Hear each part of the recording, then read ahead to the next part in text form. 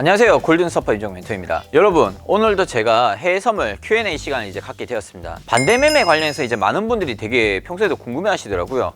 그래서 제가 오늘은 반대매매 관련해서 말씀드리도록 하겠습니다.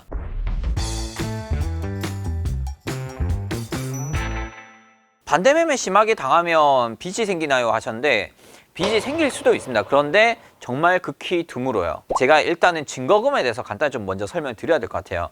일단은 뭐 기본 증거금이라는 게 있고 유지 증거금이라는 게 있어요. 선물 거래를 할 때는 이 두 가지 증거금에 대해서 여러분들이 알고 계셔야 됩니다. 쉽게 생각을 하면은 내가 이제 나스닥 매매를 하고 싶은데 기본적으로 투자금이 얼마냐 이렇게 물어보시는 분들 많이 계시거든요. 나스닥 선물 같은 경우에는 대략 한 2천만 원이 조금 넘습니다. 한 2,200만 원 정도 되고요. 이게 그날마다 증거금이 약간씩 조금씩 달라요. 그래서 해당 종목의 변동성이 큰 종목들 있죠.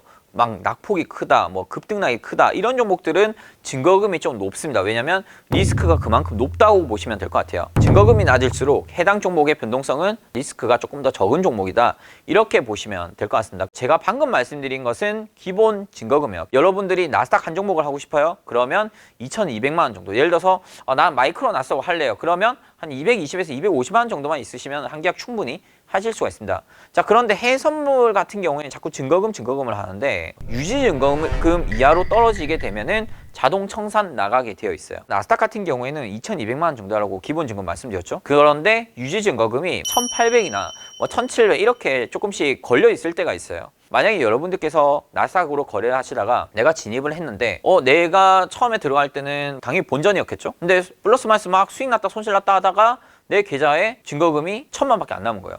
근데 예를 들어서 유지 증거금이 아까 1,700만 원 정도라고 말씀드렸죠. 말 그대로 유지 증거금, 나스닥 종목을 내가 계속 들고 있기 위해서 최소한 있어야 되는 돈이라고 보시면 되거든요. 그렇기 때문에 1,700만 원을 맞추려면 어떻게 해야 되겠어요? 700만 원을 더 넣어야 돼요. 근데 이게 시간이 저녁 한 12시에서 12시 반 넘어가면은 자동 청산되게 되어 있습니다. 여러분들이 나는 팔기 싫더라도 유지 증거금 이하로 그 시간대까지 채워져 있지 않으면 자동 청산 나가게 되어 있어요. 뭐 이제 매매를 좀 잘하는 분들은 유지 증거금 이하로 거의 떨어지지 않습니다. 만약에 떨어졌다 하더라도 뭐 조금씩 뭐 채워 넣던지 아니면은 개인적으로 한두 계약을 팔아가지고 그 유지 증거금을 버텨줄 때가 많거든요. 근데 이제 대부분의 분들은 뭐 좀 물려가지고 막 버티고 물타기 하다가 유지 증거금 이하로 떨어지다 보니까 어떻게 되겠어요? 한 저녁 12시 좀 넘어가면은 막 이제 문자 와요. 그 전부터 막 돈 넣으세요. 얼마 모자랍니다. 채워 넣으세요. 안 채워 넣으면 자동 청산 나갑니다. 기본 증거금은 내가 처음에 그 해당 종목의 해외 선물을 사기 위한 기본적인 투자금이라고 보시면 됩니다. 그리고 유지 증거금은 내가 사고 나서 그거를 최소한 유지하기 위해서 이 정도의 금액은 넣고 계셔라 라는 그런 의미의 증거금이에요. 대신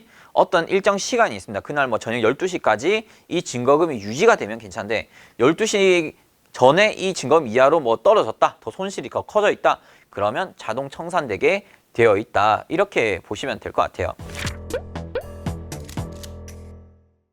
2천만 원 넣어놓고 나스닥 한 계약을 했는데 유지증거금 1,700이에요. 근데 내 손실은 한 200만 밖에 안 나서 1,800이라 유지증거금까지 괜찮았어. 그 다음날 갑자기 미국에 무슨 테러가 크게 난 거야. 그래서 그 다음날 나스닥이 개파랗게 시작을 한 거야. 너무 크게.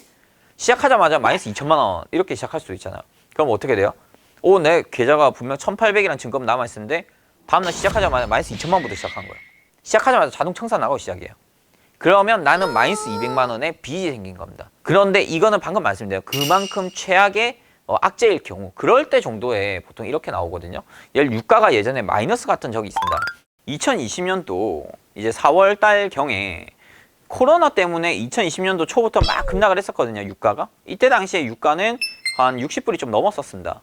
그래서 코로나 때문에 쭉쭉쭉쭉 빠지다가 유가 가격이 가치가 좀 많이 떨어졌었거든요. 3년 전에 코로나 초창기 때 지금 이건 제가 연결 선물로 받기 때문에 저가가 뭐 6.5불 뭐 이렇게 적혀있는데 실제로는 마이너스 유가였습니다. 0달러 이하로 가서 마이너스 10달러 뭐 이런 식으로. 그때 이제 내려갔을 때 요 구간에서 마진콜 많이 당하셔서 특히 여기 보이세요? 여기 3월 9일과 3월 2일 요 주봉입니다.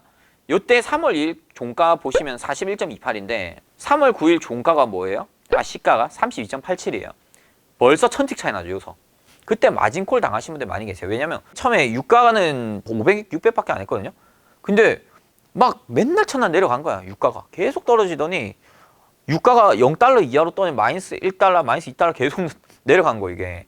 그럼 사람들이 생각을 못했던 거예요. 0달러 이하로 시세가 떨어질 수 있을까 했는데 유가가 그렇게 됐었죠. 그러다 보니까 증거금 넣고 했는데 그 이상 이제 증거 더 이상 넣을 돈이 없어요. 그럼 어떻게 되겠어요?